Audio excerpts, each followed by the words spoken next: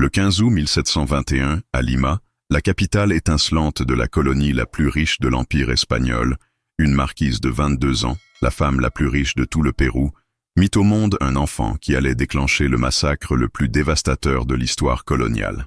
Ce qui rendit cette naissance si catastrophique n'était pas seulement que Doña Esperanza Catalina de Mendoza était secrètement mariée depuis 4 ans à l'esclave le plus digne de confiance de sa famille, un descendant des empereurs Incas, nommé Amaru. Ce n'était pas non plus que leur liaison interdite s'était déroulée sous le nez de son mari légal, le comte de Chinchón, dans le même palais où les vice-rois d'Espagne tenaient leur cour. Non. Ce qui rendit cette affaire si incroyable, si choquante que les autorités vice-royales enfouirent tous les documents pendant plus de 300 ans, c'est que lorsque la vérité éclata enfin au grand jour, elle ne détruisit pas seulement 2 amants, elle anéantit toute une lignée. 19 personnes périrent dans la purge qui suivit. Le nom de Mendoza, l'un des plus puissants des Amériques, fut complètement effacé du Pérou. Et la femme qui avait autrefois contrôlé des mines d'argent, des navires négriers et la moitié des routes commerciales vers l'Asie, mourut seule dans une cellule de couvent, n'ayant jamais revu son enfant après le moment où on le lui arracha des bras. Cette chaîne n'est pas faite pour tout le monde. Nous plongeons dans les chapitres les plus sombres de l'histoire humaine, là où l'amour et le pouvoir s'entrechoquent avec des conséquences qui résonnent à travers les siècles. Si vous êtes prêt à affronter la vérité sur ce que les hommes sont capables de faire lorsque leur monde tout entier est menacé, abonnez-vous et activez la cloche de notification. Et dites-moi dans les commentaires, d'où nous regardez-vous? Car cette histoire d'amour interdit et de vengeance brutale s'est déroulée dans votre hémisphère, et ses échos sont peut-être plus proches de vous que vous ne l'imaginez. L'année 1721 voyait Lima trôner telle une couronne d'or au sommet de la colonie la plus précieuse de l'Empire espagnol, ses rues pavées résonnant du claquement des sabots des chevaux tirant des carrosses chargés d'argent venus des mines de Potosí. Selon les registres du recensement vice-royal conservé aux Archives générales des Indes à Séville, Lima concentrait plus de richesses que de nombreux royaumes européens réunis. Une ville où les fortunes se bâtissaient sur le dos du travail indigène et de l'esclavage africain. La brume matinale s'élevait du Pacifique, enveloppant la capitale d'un voile éthéré qui semblait dissimuler des secrets aussi vastes que l'Empire lui-même. Les cloches de la cathédrale sonnaient au-dessus des toits de tuiles rouges, appelant les fidèles à la messe du matin, tandis que les navires marchands oscillaient dans le port voisin de Callao, leurs cales pleines de trésors à destination de l'Espagne. L'air lui-même semblait chargé de poussière d'or et du poids d'un pouvoir absolu, dans un monde où la lignée d'un homme déterminait s'il dînerait dans des assiettes d'argent ou s'il mourrait dans les mines. Dans ce monde de richesse inimaginable et de hiérarchie sociale rigide, aucune famille n'inspirait plus de respect ou de crainte que la dynastie Mendoza y Villarroel. Don Balthazar de Mendoza y Villarroel, selon les registres notariaux conservés dans les archives de la cathédrale de Lima, avait passé 4 décennies à construire méthodiquement ce que les observateurs contemporains appelaient un empire dans l'empire. Son palazzo sur la Plaza de Armas se dressait telle une forteresse de marbre andalou, ses balcons en fer forgé dominant le cœur même du pouvoir colonial. Les tentacules de la famille s'étendaient des veines argentifères de Potosí aux plantations de sucre des vallées côtières, des marchés aux esclaves de Buenos Aires aux bancs de perles de Panama. La fortune personnelle de Don Balthazar, comme l'atteste son testament de 1720 redécouvert par l'historienne Dr. Carmen Vivanco en 2019, dépassait celle de certaines royautés européennes mineures. À 58 ans, il était un homme capable de faire tomber des vice-rois d'un simple murmure, mais qui ne pliait le genou devant aucun pouvoir terrestre, sauf la couronne espagnole elle-même. Le joyau de cet empire n'était pas l'argent ni l'or, mais la chair et le sang. Doña Esperanza Catalina de Mendoza y Villarroel, l'unique héritière d'une fortune qui couvrait la moitié d'un continent. Née le 3 juillet 1699, selon les registres de baptême de la cathédrale de Lima, elle avait été façonnée dès la naissance pour devenir le parfait réceptacle aristocratique destiné à préserver la puissance des Mendoza.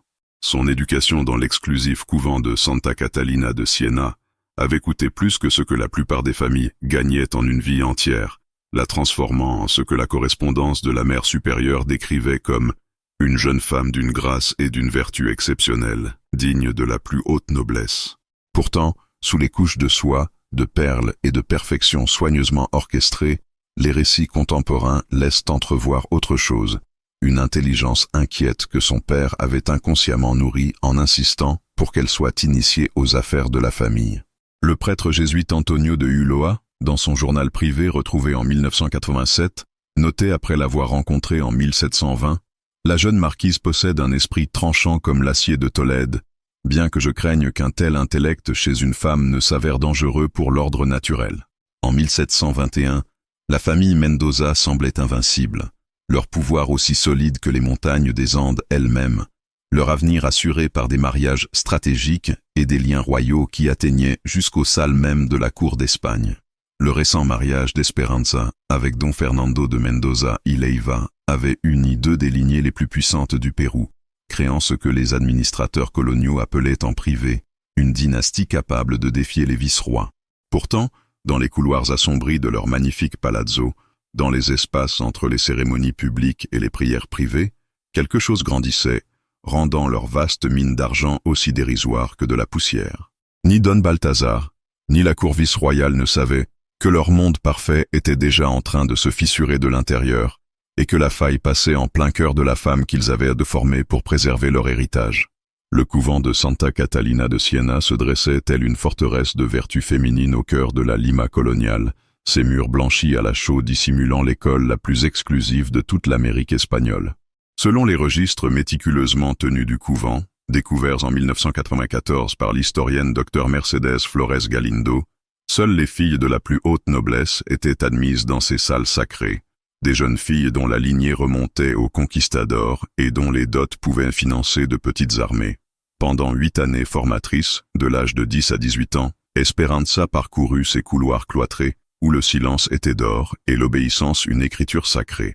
Les nonnes dominicaines qui façonnèrent son esprit, comme le détaillent les lettres de la mère supérieure Sor Juana de la Encarnation, adressées à l'évêque de Lima, la considéraient comme leur plus grande réussite, une jeune femme qui parlait le latin aussi couramment que l'espagnol, qui pouvait débattre de théologie avec des prêtres érudits, et dont les travaux d'aiguille ornaient l'autel même de la cathédrale. Pourtant déjà, dans des lettres conservées dans les archives de l'archidiocèse, circulaient des murmures inquiétants. L'enfant pose trop de questions sur des sujets qui ne devraient pas concerner une dame chrétienne. Le 15 janvier 1720, le mariage le plus spectaculaire de l'histoire du vice-royaume transforma la cathédrale de Lima en un théâtre de puissance impériale et de splendeur coloniale. Selon le récit détaillé publié dans la Gaceta de Lima et corroboré par la correspondance personnelle du vice-roi Diego Morcillo, la cérémonie coûta plus que le budget annuel de la plupart des provinces espagnoles. 30 000 pesos en argent, de quoi acheter une flotte de navires ou financer une expédition vers l'Amazonie. Esperanza, drapée de dentelles de Bruxelles valant une fortune, et de diamants ayant jadis orné des reines d'Espagne, glissa sur l'allée de marbre telle une vision de perfection aristocratique. Son époux, Don Fernando de Mendoza y Leiva, fils d'un ancien vice-roi et héritier de vastes domaines tant en Espagne qu'au Pérou, représentait tout ce que la société coloniale jugeait idéal en un mari, sans noble, connexion politique et une fortune qui complétait plutôt qu'elle ne concurrençait l'empire des Mendoza. L'archevêque en personne officia, tandis que le vice-roi en exercice et la fine fleur de la société limeña assistaient à ce que les chroniqueurs appelèrent le mariage du siècle. Don Fernando se révéla être exactement ce que promettait sa lignée, un administrateur compétent, un mari consciencieux, et un homme dont les ambitions s'alignaient parfaitement avec les intérêts des Mendoza. Les récits contemporains issus de la correspondance familiale, exhumés dans les papiers de la famille Mendoza, donnés à la Bibliothèque nationale de Lima en 1823, le décrivent comme attentif sans être passionné, intelligent sans être brillant, et respectueux sans être intime. Il gérait les haciendas côtières avec une efficacité méthodique, élargissait les connexions commerciales avec le Mexique et les Philippines, et traitait sa jeune épouse avec la distance courtoise attendue des mariages arrangés parmi la noblesse. Selon les notes médicales du docteur Geronimo de Valdés, retrouvées dans la collection privée de ses descendants, le couple maintenait des chambres séparées, comme il sied à des personnes de leur rang, se rencontrant principalement lors des repas, des obligations sociales et de la chorégraphie soigneusement réglée de la vie aristocratique. Aux yeux du monde extérieur, ils incarnaient le mariage colonial parfait, devoir, prospérité et harmonie sociale enveloppée de soi, et de cérémonial. Pourtant, sous cette perfection savamment orchestrée, quelque chose d'inquiet s'agitait dans le cœur de la jeune marquise. Les registres de confession du père Thomas de Villanueva, scellés durant des siècles jusqu'à leur découverte en 2003 lors de travaux de rénovation de la cathédrale, laissent entrevoir une femme en lutte avec des désirs indicibles que les dames catholiques convenables n'étaient pas censées ressentir. Dans ses conversations avec son confesseur, Esperanza parlait du sentiment de vivre comme un oiseau dans une cage dorée, aspirant à quelque chose qu'elle ne pouvait nommer ni oser exprimer. Sa servante personnelle, Maria del Carmen, nota dans son propre journal, retrouvé dissimulé dans un mur lors des rénovations du palais en 1894, que sa maîtresse avait commencé à faire de longues promenades solitaires dans les jardins du palais et à passer des heures à la bibliothèque, lisant des ouvrages qui semblaient troubler son esprit. Celle qui avait autrefois été l'élève modèle des nonnes posait désormais des questions qui mettaient mal à l'aise même les prêtres érudits, des questions sur la justice, sur la nature de l'amour, sur le fait de savoir si Dieu avait réellement destiné certaines âmes à la liberté, tandis que d'autres demeuraient à jamais enchaînées. Dans le système de caste rigide du Pérou colonial, où la valeur d'un homme se mesurait à la pureté de son sang espagnol, et où l'obscurité de sa peau déterminait son destin, Amaru existait comme une contradiction vivante qui défiait toutes les conventions sociales de l'époque. Né en 1695 à l'ombre de Sacsayhuaman, la grande forteresse inca dominant Cusco tel un témoignage de pierre d'un empire conquis, il portait dans ses veines le sang de souverain qui avait autrefois commandé un territoire s'étendant de la Colombie au Chili. Selon les registres généalogiques conservés dans les archives de la cathédrale de Cusco, corroborés par des récits oraux, recueillis auprès des communautés indigènes par l'anthropologue Dr Luis Milones, l'arrière-grand-père d'Amaru avait été Huáscar Inca Yupanqui, un curaca régional qui avait régné sur 10 000 familles avant que l'acier espagnol ne réduise ses descendants en servitude. L'ironie n'échappait pas à ceux qui connaissaient sa lignée. Voici un homme dont les ancêtres avaient bâti Machu Picchu et tracé des routes à travers les Andes, mais qui était désormais légalement classé comme propriété, valant moins aux yeux coloniaux qu'un bon cheval ou qu'un puits de mine productif. Don Balthazar avait acquis Amaru en 1715 par ce que les registres notariaux appelaient avec euphémisme une transaction politique, un arrangement complexe entre les autorités coloniales et les nobles indigènes survivants, qui échangèrent des corps contre la préservation du peu de pouvoir qui leur restait. Contrairement aux esclaves africains arrivés enchaînés depuis les marchés de Buenos Aires, Amaru était venu à Lima avec une éducation rivalisant avec celle des gentilshommes espagnols. Les registres de mission jésuite de Cusco, découverts dans les années 1970 par l'historien père Pablo Machera, révèlent qu'il avait été instruit non seulement en quechua et en espagnol, mais aussi en latin, en mathématiques et dans les principes d'administration que les Espagnols trouvaient utiles pour gouverner leur vaste territoire. À 26 ans, il mesurait près de 6 pieds, une taille inhabituelle pour un indigène de cette époque, avec de larges épaules et un regard perçant qui trahissait la noblesse des hautes terres, sa peau cuivrée portant les pommettes saillantes et le nez aquilin caractéristique des Ailus royaux du Tawantinsuyu. Ce qui rendait Amaru véritablement dangereux pour l'ordre établi n'était ni son sang noble, ni sa stature impressionnante, mais son esprit, une intelligence calculatrice que Don Balthazar avait reconnue et, sans le savoir, transformée en arme contre l'avenir de sa propre famille. En quelques mois à peine, comme le révèlent les correspondances entre Don Balthazar et ses associés, Amaru avait réorganisé les systèmes de production des haciendas, augmenté de 15% le rendement des opérations de Potosi et rationalisé la logistique de la traite esclavagiste qui constituait l'épine dorsale de la richesse des Mendoza. Il devint le seul esclave de Lima à avoir accès à la bibliothèque privée de son maître, le seul indigène autorisé à porter des documents frappés du sceau des Mendoza, et le seul homme de sa race à pouvoir voyager librement entre Lima, Cusco et Potosi, sans escorte ni interrogation. Les observateurs contemporains, écrivant dans des lettres conservées dans divers fonds familiaux, notaient avec malaise la manière dont il se déplaçait dans le palais, avec l'allure d'un noble plutôt que d'un esclave, comment les autres domestiques se soumettaient instinctivement à son autorité, et comment il portait en lui une dignité qui mettait les visiteurs espagnols mal à l'aise. La faute fatale de Don Balthazar fut de croire qu'une intelligence privée de liberté ne représentait aucun danger, qu'un esprit brillant enchaîné par la loi et la coutume resterait toujours un outil utile plutôt qu'une arme redoutable. Les papiers privés du marchand, catalogués dans la collection Mendoza aux Archives nationales de Lima, révèlent sa dépendance croissante au jugement d'Amaru sur des questions allant de la rotation des cultures aux négociations commerciales internationales. Il possède un esprit pour le commerce qui rivalise avec les meilleurs administrateurs espagnols, écrivit Don Balthazar à son frère en 1719, sans jamais soupçonner que ce même esprit calculait déjà quelque chose de bien plus révolutionnaire que des marges bénéficiaires. Ce que le patriarche ne pouvait pas prévoir, c'est que la brillance confinée cherchera toujours la liberté, que la noblesse réprimée finira toujours par se relever, et que dans les jardins ombragés de son propre palais, sa possession la plus précieuse allait rencontrer la seule personne dont l'esprit emprisonné saurait reconnaître et répondre au sien. Le 17 mars 1717 se leva avec cette clarté singulière qui précédait souvent les mois d'automne à Lima, lorsque la brume côtière se retirait juste, assez pour révéler les pics enneigés des Andes, dressés au loin comme d'antiques sentinelles. Selon les relevés météorologiques tenus par les astronomes jésuites du collège de San Pablo, c'était l'un de ces rares jours où le gris perpétuel du ciel liménien laissait place à des percées d'un bleu saisissant, comme si les cieux eux-mêmes conspiraient à illuminer ce qui allait se produire. Les jardins du Palacio San Lorenzo, entretenus avec minutie par une équipe de 20 jardiniers indigènes, éclataient des fleurs exotiques que Don Balthazar avait importées de tout l'Empire, des roses d'Espagne, du jasmin des Philippines, et les cantutas indigènes que les Incas vaincus considéraient autrefois comme sacrées.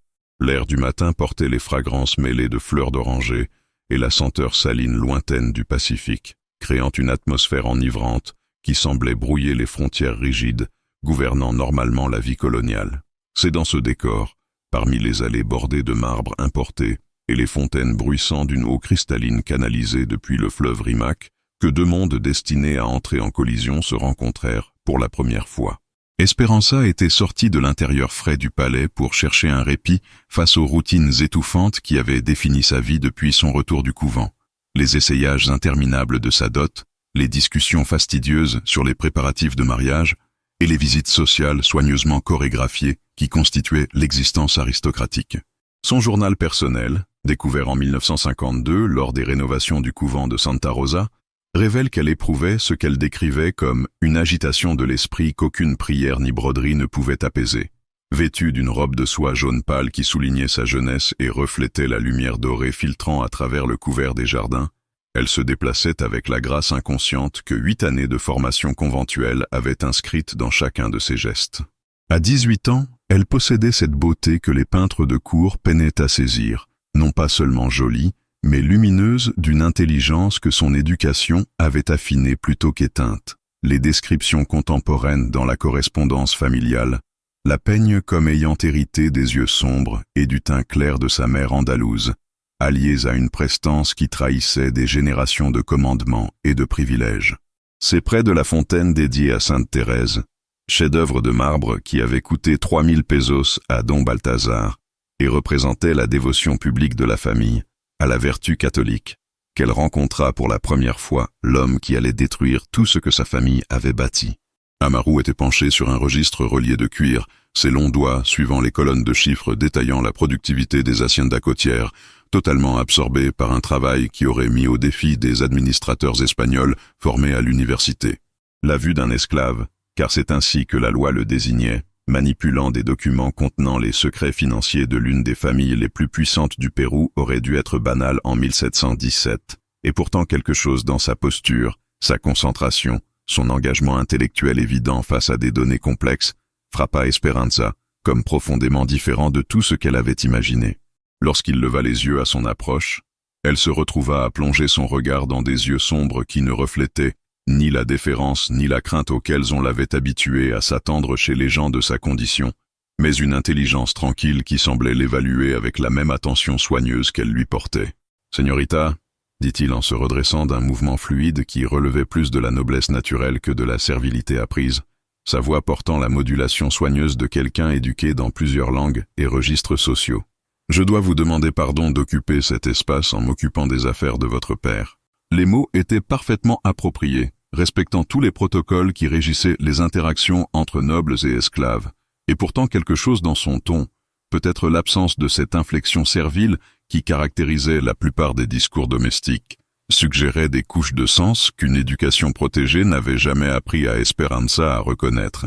Pendant un instant qui dura plus longtemps que ne le permettait la bienséance, ils se regardèrent simplement à travers un gouffre social que la loi espagnole déclarait infranchissable, chacun percevant chez l'autre quelque chose qui remettait en cause toutes les certitudes que leur monde respectif leur avait appris à tenir pour sacrées.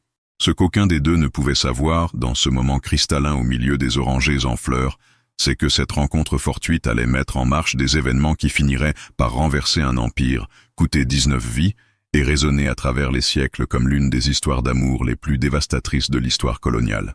Les conversations qui commencèrent dans ces jardins baignés de soleil durant l'automne 1717 évoluèrent avec l'inéluctabilité subtile des saisons qui changent, chaque rencontre se construisant sur la précédente, jusqu'à ce que ce qui avait débuté comme de simples échanges polis entre une marquise curieuse et l'administrateur de son père devint quelque chose de bien plus dangereux pour l'ordre établi. Selon le journal chiffré d'Esperanza, rédigé dans un code qui ne fut déchiffré qu'en 1978 par l'historienne linguistique Dr. Elena Vargas, leurs entretiens tournaient d'abord autour de sa véritable fascination pour les affaires de l'Empire, des questions sur la production d'argent, les routes commerciales et les systèmes complexes qui assuraient l'écoulement des richesses du Pérou vers l'Espagne. Amaru, peut-être reconnaissant dans ces questions une intelligence affamée de réelle nourriture intellectuelle, commença à partager des aperçus qu'aucun précepteur espagnol n'aurait osé offrir.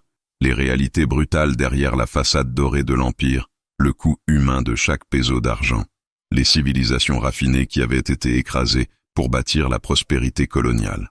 Ce n'étaient pas les leçons aseptisées de l'éducation conventuelle, mais des vérités brutes livrées par quelqu'un qui avait vécu des deux côtés de la conquête. Et Esperanza se surprit à revenir jour après jour, ostensiblement pour mieux comprendre les intérêts commerciaux de la famille, alors qu'en réalité, elle avait soif d'un savoir qui remettait en question tout ce qu'on lui avait appris à croire. À la fête de la Vierge de las Mercedes, le 24 septembre 1717, leur relation avait basculé dans un territoire que tous deux reconnaissaient comme périlleux, mais qu'aucun ne semblait capable de résister à explorer. La célébration, documentée avec un luxe de détails dans la chronique des fêtes religieuses de Lima, par le père Antonio de la Calancha, rassembla toute la classe aristocratique de la ville dans un étalage de richesse et de piété qui dura 3 jours et coûta aux participants plus que ce que la plupart des villes espagnoles produisaient en revenus annuels. Esperanza, parée de perles et d'émeraudes ayant autrefois appartenu à des princesses incas, joua son rôle à la perfection. La fille dévouée, la fiancée idéale, l'incarnation de la vertu catholique coloniale. Pourtant, les notes privées du père Calancha, découverte en 1963, mentionne l'avoir observée durant les festivités. La jeune marquise semblait possédée d'une mélancolie qu'aucune célébration ne pouvait dissiper, comme si son esprit résidait ailleurs, tandis que son corps accomplissait les cérémonies attendues. C'est durant une pause dans les danses formelles du soir qu'elle s'éclipsa vers les jardins, cherchant de l'air et de la solitude, pour y trouver Amaru supervisant le service qui assurait le bon déroulement de la fête. Rappelle que, même dans les moments de liesse aristocratique, quelqu'un devait veiller à ce que la réalité continue de fonctionner. « Señorita », dit-il en la remarquant debout, au clair de lune près de la tonnelle de jasmin, sa robe élaborée la faisant ressembler à une figure d'un tableau de la Renaissance, vous semblez tourmenté par des pensées qui vont plus loin que ce qu'une célébration peut atteindre. C'était la première fois qu'il osait commenter son état émotionnel, plutôt que de simplement répondre à ses questions, et l'intimité de l'observation flottait entre eux comme un pont jeté au-dessus de l'abîme social qui séparait leur monde. Esperanza, peut-être enhardie par le vin et par le mélange enivrant de musique et de fleurs nocturnes, se surprit à confier des sentiments qu'elle n'avait jamais exprimés, ni à un confesseur, ni à un parent, ni à un ami. Parfois j'ai l'impression de me noyer dans la soie et l'or, comme si toute cette beauté n'était qu'une prison splendide qui rétrécit chaque jour davantage. Ces paroles, préservées dans la lettre qu'elle écrivit à sa cousine en Espagne, interceptées et conservées dans les archives de l'Inquisition, révélaient une jeune femme qui commençait à questionner non seulement sa situation personnelle, mais aussi toute la structure du monde qu'elle était née pour hériter. La réponse d'Amaru, selon son journal chiffré, fut tout aussi dangereuse. « Señorita, un esprit comme le vôtre n'a jamais été destiné à être enfermé, aussi doré que soient les barreaux. » L'automne 1717 se dissipa dans l'hiver alors que leur conversation devenait plus intime, plus philosophique, plus chargée de ce type de connexion intellectuelle et émotionnelle que la société coloniale espagnole avait précisément conçu ces hiérarchies rigides pour empêcher. Ce qui avait commencé comme une curiosité pour l'Empire et l'économie évolua en discussion sur la justice, la liberté, l'amour et la nature de la dignité humaine, qui touchaient aux fondations mêmes de l'ordre social qui les avait façonnés tous deux. Les entrées du journal d'Esperanza de cette période, rédigées dans un code de plus en plus élaboré, révèlent une jeune femme en plein éveil profond, non seulement à des idées qui défiaient sa vision du monde, mais aussi à des sentiments qu'on lui avait appris à considérer comme impossibles, inappropriés et potentiellement fatals. « Quand je lui parle », écrivit-elle en novembre 1717, « j'ai l'impression de devenir enfin la personne que Dieu avait voulu que je sois, plutôt que l'ornement que ma famille a façonné pour être exhibé. Ce qu'aucun des deux ne comprenait encore, c'est que leur connexion intellectuelle était en train de se transformer rapidement en quelque chose de plus profond et d'infiniment plus dangereux, quelque chose qui exigerait bientôt un choix entre la sécurité du conformisme et la liberté terrifiante de l'amour authentique. La soirée du 23 novembre 1717 descendit sur Lima avec une chaleur inhabituelle qui semblait se moquer de l'été approchant, comme si la nature elle-même conspirait à créer une atmosphère chargée de possibilités et de dangers. Selon les registres météorologiques conservés par l'observatoire jésuite, la température avait atteint un 78 degrés inhabituel, rendant les couloirs normalement frais du palais oppressants et poussant la maisonnée à chercher un peu de soulagement dans les jardins bien après le coucher du soleil.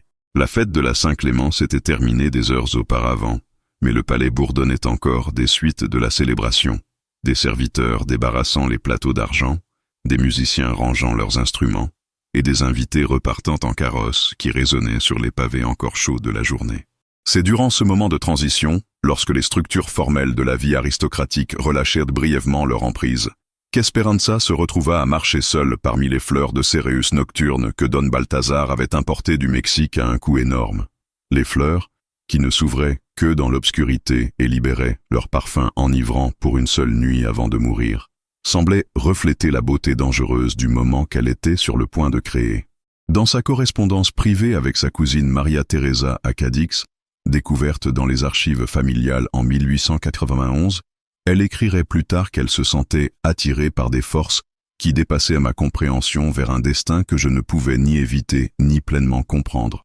Amaru avait supervisé la logistique de la soirée depuis l'ombre, comme il en avait coutume durant les célébrations familiales, veillant à ce que le vin coulât sans heurts, que les serviteurs gardassent leur poste et que la machinerie élaborée du divertissement aristocratique fonctionnât sans effort apparent. Sa position d'administrateur de confiance de Don Balthazar lui accordait accès à chaque recoin du palais, tout en le rendant invisible aux invités qui profitaient de son génie organisationnel. Lorsqu'il rencontra Esperanza près de la fontaine de Sainte-Thérèse, le même endroit où ils s'étaient rencontrés pour la première fois 8 mois plus tôt, il tenta d'abord de maintenir la distance prudente qui les avait protégés tous deux au fil de leur relation naissante. « Señorita » commença-t-il avec la formalité caractéristique, « la soirée avance, et peut-être devriez-vous regagner la sécurité du palais. » Mais quelque chose dans son port, une résolution qu'il n'avait jamais vue auparavant, arrêta ses mots en plein milieu de phrase.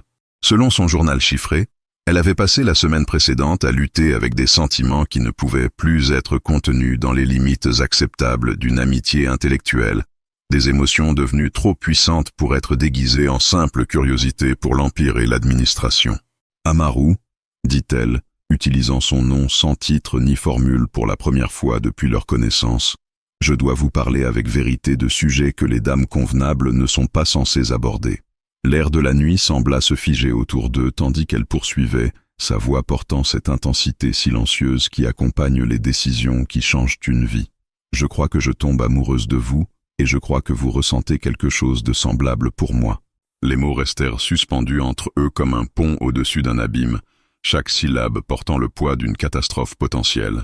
Selon le témoignage plus tard extorqué à Maria del Carmen lors de l'enquête familiale, conservé dans les registres d'interrogatoire retrouvés dans les papiers des Mendoza, sa maîtresse se préparait à ce moment depuis des semaines, répétant des phrases, luttant avec sa conscience et concluant en fin de compte que le sentiment authentique importait davantage que la convention sociale. La déclaration violait toutes les lois de Dieu et des hommes qui régissaient la société coloniale, remettant en cause non seulement les relations personnelles mais aussi toute la structure de la hiérarchie raciale qui maintenait en fonctionnement l'Empire espagnol. La réponse d'Amaru, telle qu'elle fut consignée dans la lettre qu'il écrivit à son ami Tupac, interceptée par les autorités coloniales et conservée à l'Archivo de Indias, révélait un homme qui menait le même combat contre des sentiments impossibles. « Señorita Esperanza, ce dont vous parlez m'effraie plus que la mort elle-même, car je l'ai senti croître dans mon cœur malgré tous mes efforts pour le détruire. » Son honnêteté, exprimée avec la dignité qui le caractérisait en toutes choses, transforma la confession en conspiration. « Je sais qu'aimer vous pourrait me coûter la vie, » poursuivit-il, « mais je sais aussi que vivre sans reconnaître cet amour rendrait cette vie sans valeur. » À cet instant, sous les étoiles qui avaient vu naître et disparaître des empires, deux âmes issues de mondes opposés de la conquête trouvèrent un terrain commun dans le territoire dangereux de l'émotion authentique. Ce qu'aucun d'eux ne pouvait prévoir, c'est que leur reconnaissance mutuelle de l'amour allait déclencher une chaîne d'événements qui, en fin de compte, les obligerait à choisir entre la sécurité du silence et le terrible courage nécessaire pour vivre leur vérité, quelles qu'en soient les conséquences que la loi coloniale décrétait nécessairement fatales. Le massacre qui commença le 15 août 1721 résonne dans l'histoire comme bien plus qu'une tragique histoire d'amour. Il demeure un témoignage brutal de la façon dont les systèmes d'oppression détruiront tout, même leur propre fondation, pour se préserver.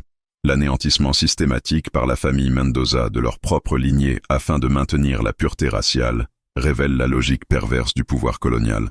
Mieux vaut n'avoir aucun héritage plutôt qu'un héritage contaminé par un amour qui avait franchi les frontières raciales. Don Balthazar ne vécut que 2 ans de plus, après avoir ordonné l'emprisonnement de sa fille et l'exil de son petit-fils. Mourant en 1723 comme un homme brisé dont le vaste empire s'effondra sans héritier. Le palais qui avait autrefois accueilli des vice-rois devint un monument en ruine de l'orgueil et du préjugé, finalement démoli en 1847 pour construire un marché où des gens du commun échangeaient des biens qui autrefois leur auraient été interdits au toucher. Don Fernando se remaria dans l'année, mais sa nouvelle épouse ne lui donna que des filles, assurant que sa propre lignée s'effacerait dans les notes de bas de page de l'histoire. L'ironie est presque poétique, en cherchant à préserver leur sang espagnol pur. Ces hommes avaient garanti que leur nom disparaîtrait entièrement de l'histoire. Mais peut-être que l'héritage le plus obsédant appartient à Miguel Amaru Mendoza, l'enfant dont la simple existence déclencha une violence aussi catastrophique. Élevé par des paysans indigènes à Cusco, il grandit sans jamais savoir que sa mère avait été la femme la plus riche du Pérou, ni que son père descendait d'empereurs. Selon le témoignage secret du père Thomas de Villanueva, découvert en 2003, Miguel devint un marchand prospère qui utilisa son intelligence héritée pour bâtir une fortune qu'il distribua discrètement aux enfants métis dans tout l'altiplano andin. Il épousa une Espagnole qui ne connut jamais sa véritable ascendance, et leurs descendants, porteurs à la fois de sang inca et européen, devinrent des citoyens respectés du Pérou républicain. Suprême ironie, le métissage racial même que la famille Mendoza était morte en essayant d'empêcher devint la fondation de l'identité latino-américaine moderne. La lignée de Miguel survécut et prospéra tandis que les lignées espagnoles, pures, qui avaient condamné ses parents, disparurent dans l'extinction. Les implications plus larges de ce cas dépassent largement la destruction d'une seule famille. Le massacre des Mendoza représente un microcosme de la violence coloniale, où l'amour lui-même devenait un acte de rébellion passible de mort. Il révèle combien les systèmes fondés sur la hiérarchie raciale doivent constamment surveiller le désir, l'affection et les liens humains pour maintenir leurs frontières artificielles. La survie de l'Empire espagnol dépendait de la séparation et de l'inégalité entre les différents groupes raciaux, mais l'amour, comme Esperanza et Amaru l'ont prouvé, ne reconnaît aucune de ces distinctions. Leur relation menaçait bien plus que l'honneur familial. Elle remettait en cause les fondations idéologiques même du colonialisme. Lorsque des personnes issues de castes raciales différentes s'aiment en égaux, toute la justification de l'oppression raciale commence à s'effondrer. La violence qui suivit n'était pas seulement une vengeance personnelle, c'était une défense systémique. Pourtant, un mystère demeure non résolu, enfoui dans les archives coloniales et peut-être destiné à le rester à jamais. Selon des documents fragmentaires retrouvés dans la cathédrale de Cusco en 2019, Miguel Amaru aurait laissé derrière lui bien plus qu'un simple testament révélant l'histoire de ses parents. Il aurait apparemment compilé un récit détaillé d'autres enfants métis nés de familles aristocratiques dans tout le vice-royaume. un recensement secret des amours interdites que les autorités coloniales n'ont jamais découvert. Ce document, s'il existe, révélerait que l'affaire Mendoza n'était pas unique, mais faisait partie d'un schéma caché de relations interraciales que la société coloniale s'efforçait désespérément de dissimuler. Quelque part dans les archives poussiéreuses du Pérou, de la Bolivie ou de l'Équateur, il pourrait exister des preuves de dizaines d'autres histoires d'amour semblables à celles d'Esperanza et d'Amaru, des relations qui remettent en cause tout ce que nous croyons savoir sur les dynamiques raciales coloniales. Qu'en pensez-vous? L'amour entre Esperanza et Amaru valait-il le prix dévastateur qu'il a finalement exigé? Auraient-ils pu trouver un autre moyen d'être ensemble, ou leur tragédie était-elle inévitable dans un système fondé sur l'oppression raciale? Et plus troublante encore, quelles autres histoires d'amour interdites demeurent enfouies dans les archives coloniales, attendant des historiens assez courageux pour les mettre au jour? Faites-moi part de vos réflexions dans les commentaires. Ci-dessous. Si cette affaire vous a ouvert les yeux sur les dures réalités dissimulées derrière le vernis colonial, écrasez le bouton « J'aime » et partagez cette vidéo avec quelqu'un qui doit comprendre le véritable coût du racisme systémique. Abonnez-vous et activez la cloche de notification, car la semaine prochaine, nous plongerons encore plus profondément dans une autre affaire qui brisera tout ce que vous pensiez savoir sur l'amour, le pouvoir et la survie dans les Amériques coloniales.